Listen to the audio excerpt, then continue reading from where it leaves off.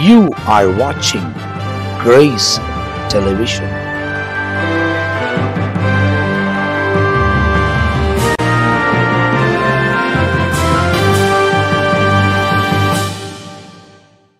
இயேசு கிறிஸ்து நாமத்தில் உங்கள் யாவருக்கும் அன்பின் வாழ்த்துக்களும் ஸ்தோத்திரங்களை எடுக்கிறேன். இந்த நல்ல காலை நேரத்தில் இன்னொரு எபிசோடு ஆகிய இயேசுவோட பேசும் நிகழ்ச்சியில் சந்திப்பதில் மிகுந்த மகிழ்ச்சி. கர்த்தர் நல்லவர், அவர் கிருபை என்றும் உள்ளது, அவருடைய இரக்கங்களும் அவருடைய உண்மையும் தலைமுறை தலைமுறைக்குள்ளது என்பதாக வசனத்தில் நம்ம வாசிக்கிறோம். பிரியமான தேவ ஜனமே, இந்த நல்ல காலை நேரத்தில் கர்த்தர் நம்மை ஆசீர்வதித்து உயர்த்தி நடத்துகிற தேவனாக இருக்கிறார். தேவனுடைய கரம் தொடர்ந்து நம்மை பாதுகாத்து நடத்திட்டோம். நம்முடைய கூப்பிடுதலுக்கு கர்த்தர் செவி சாய்க்கிறார், பதில் தருகிறார்னு சொல்லி வேதத்தில் நமக்கு வசனங்கள் ஆதாரபூர்வமாக இருக்கிறது. So whoever calls him as a Lord, definitely he will answer to you. அவரை தெய்வமே தேவனேன்னு சொல்லி கூப்பிடும்போது ஆண்டவர் உண்மையான ஆசீர்வாதங்களையும் ஆண்டவர் கூப்பிடுதலுக்கு பதிலை தருகிற தேவனாக இருக்கிறார். எனக்கு ஒரு குடும்பத்தை தெரியும். இந்த குடும்பத்திற்கு நம்முடைய சபையை சார்ந்தவங்க வழக்கமாக நம்ம ஜெபத்திற்கு போகுதுன்னா அவனுடைய வீட்டில் எல்லா நிகழ்ச்சிகளுக்கும் பிள்ளைங்க பெரிய பிள்ளைங்க ஆகிறாங்க, இல்லை பிள்ளைங்களுக்கு காதணி விழா, இல்லை குடும்பத்தில் நிச்சயதார்த்தம் அப்படின்னும் போது ஊழியக்காரருக்கு சொல்லி அவங்க காரியங்களை வாய்க்க பண்ணுவது வழக்கம். அப்படி ஒரு நிகழ்ச்சிக்காக போகும்போது அவங்க வீட்டுக்கு உறவினர் யாரோ இன்னொரு பட்டணத்துலேருந்து வந்திருந்தாங்க. அவங்க ஒரு காரியத்தை என்னிடத்தில் பகிர்ந்து கொண்டுதான ஒரு சம்பவத்தை இந்த காரணத்தில் சொல்லி இதற்கேற்ற வசனத்தை உங்களுக்கு நான் வாசித்து ஜெபிக்க நான் யோசிக்கிறேன். கர்த்தர் நமக்கு உதவி செய்வார். அப்போ அந்த குடும்பத்தில் பிள்ளைங்க நல்ல ஆண்டவருக்குள்ளே வளர்ந்த பிள்ளைங்க, ஆவிக்குரிய தன்மையில் உள்ளவங்க. அவங்களுக்குள்ள என்னென்னா ஒரு காரியம், ஆண்டவர் என்கிட்ட இல்லை, எனக்கு அது உண்மையாக தெரியுது, ஆண்டவர் என் கூட இல்லை அப்படின்ட்டு நான் யோசிக்கிறேன்னு சொல்லி சொன்னாங்க. நான் சொன்னேன், ஏம்மா அப்படி சொல்கிறீங்க, ஏன் தம்பி அப்படி சொல்கிறீங்கன்னா, இல்லை அங்கிள், நான் முன்னெல்லாம் ஜெபம் பண்ணுவேன், காலையில் ஏந்திரிச்சிக்குவேன், ஜெபம் பண்ணும்போது அந்த நாளுக்குரிய அந்த காரியம் எனக்கு அப்படியே மீட் ஆகிடும், சந்திச்சிடுவார். ஆனால் இப்போல்லாம் என்னுடைய ஜெபம் ப்ரொலாங் ஆகுது, நான் ஜெபம் பண்ணாவே 1 வாரம் 2 வாரம் 5 நாளை பொறுத்து தான் அந்த பதிலை நான் பார்க்குறேன் அப்படின்னு சொல்லி ரொம்ப மனம் உடைஞ்சு சோர்ந்து போயிட்டு இருந்தார். ஒரு சகோதரனும் ஒரு வாலிப பிள்ளை, 2 பேரும் நல்லா காலேஜ் படிக்கிற அந்த நடுத்தர வயதில் இருக்கிறவங்க, இன்னொரு பட்டணத்தை சார்ந்தவங்க. அவங்க உறவினர் வீட்டுக்கு நிகழ்ச்சிக்காக வந்தவங்க. அப்போ சொன்னாங்க. அப்போ அவங்களுக்கு ஒரு காரியத்தை நான் சொன்னேன், ஆண்டவர் அப்படி ஜெபத்தை புறக்கணிக்கிறவரும் ஜெபத்தை தள்ளுகிறவர் அல்ல. மேபி உங்கள் ஜெபம் இன்னைக்கு கேட்கப்பட்டு பதில் தாமதித்து இருக்கலாம். இதற்கு என்ன ஒரு காரியம்னா, நம்முடைய விசுவாசம்தான். நமக்கு ஆண்டவர் இன்றைக்கே என்னுடைய காரியத்தை வாய்க்க பண்ணுவார்னு சொல்லி நம்பிக்கை விசுவாசத்தோடு ஜெபிக்க போகும்போது ஆண்டவர் அந்தந்த நிலையில் அந்தந்த காரியத்தை வாய்க்க பண்ணுவார். இது கிடைக்குமா கிடைக்காதா, இது அப்படியே தூரம் இருக்குமா, ஆண்டவர் பெண்டிங் வைப்பாரா, இதை எனக்கு ஆண்டவர் நடத்தி தருவாரான்னு சொல்லி நாம் சந்தேக பேர் வழியாக நம்ம ஜெபம் பண்ணும்போது நம்முடைய ஜெபங்கள் சற்று தள்ளி போகுமே தவிர, தாமதிக்குமே தவிர ஜெபத்திற்கு பதில் வராமல் இருக்கவே இருக்காது. இதை நம்ம நல்லா விளங்கி கொண்டு புரிந்து கொள்ள வேண்டும். ஒருவேளை இந்த நிகழ்ச்சியை இந்த கால நேரத்தில் ஜெபத்தை பார்த்து கொண்டு இருக்கிற உங்கள் வாழ்க்கையில் இப்படி போல் ஒரு அனுபவத்துக்குள்ளே நீங்கள் போகலாம்.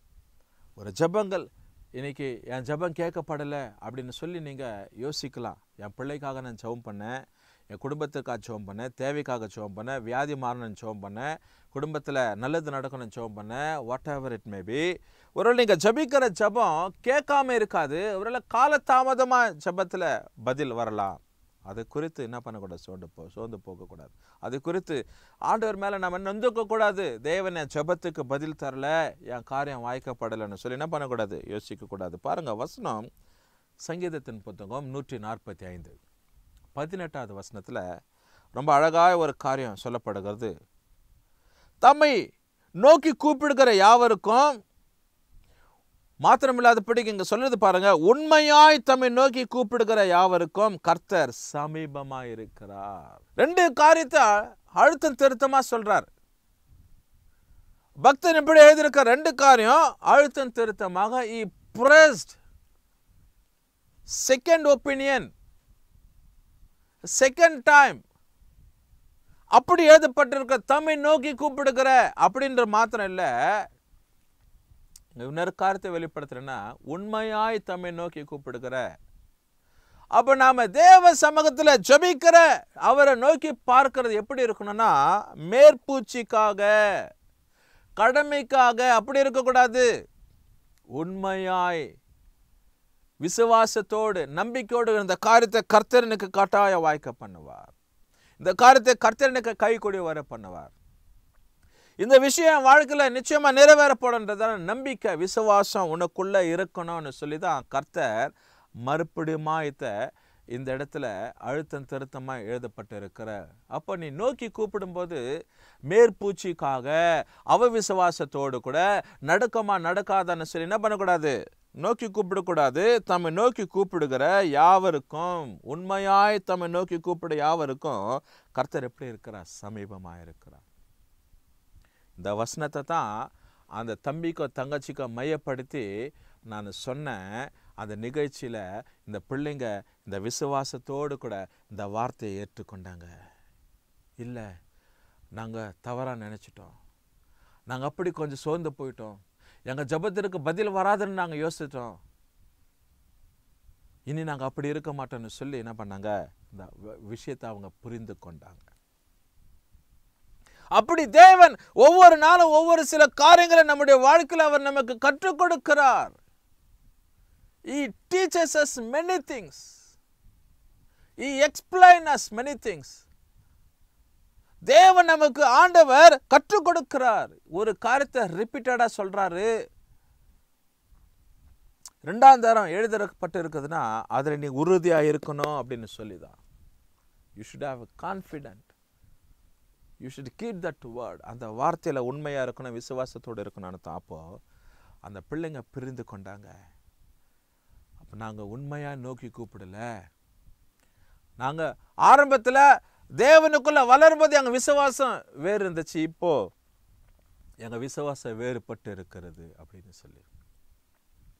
அருமையான தேவ ஜனமே, நீ தேவனை நோக்கி கூப்பிடும்போது உண்மையாய் விசுவாசத்தோடு கூட என் வாழ்க்கையில் இது நடக்கும், இது நிறைவேறும்னு சொல்லி நோக்கி கூப்பிடவாயினால் தேவன் உனக்கு சமீபமாக இருந்து உன் காரியங்களை வாய்க்க பண்ணுகிறவராக இருக்கிறார். ஜெபம் பண்ணுவோமா?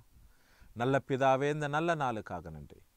இயேசுவோடு பேசும் நிகழ்ச்சியை பார்த்து கொண்டு இருக்கிற உங்களோட பிள்ளைங்க வாழ்க்கையில் உங்களோட பிள்ளைங்க விசுவாசத்தோடு உண்மையாய் நோக்கி கூப்பிட்டுட்டோம்ப்பா. உண்மையாய் நோக்கி கூப்பிடுவங்களுக்கு நீ சமீபமாக இருக்கிறீர்னு சொல்லி வசனத்தில் வாசிக்கிறோம். தொடர்ந்து ஆசீர்வாதம் காத்துக்கொள்ளுங்க, வழிநடத்துங்க. துதிகான மகிமை ஒருவருக்கு எடுக்கிறோம். எங்கள் ஆண்டவர் இயேசு கிறிஸ்து நாமத்தில் ஜெபிக்கிறோம் நல்ல பிதாவே, ஆமென். கர்த்தர் உங்களை ஆசீர்வதிப்பார்.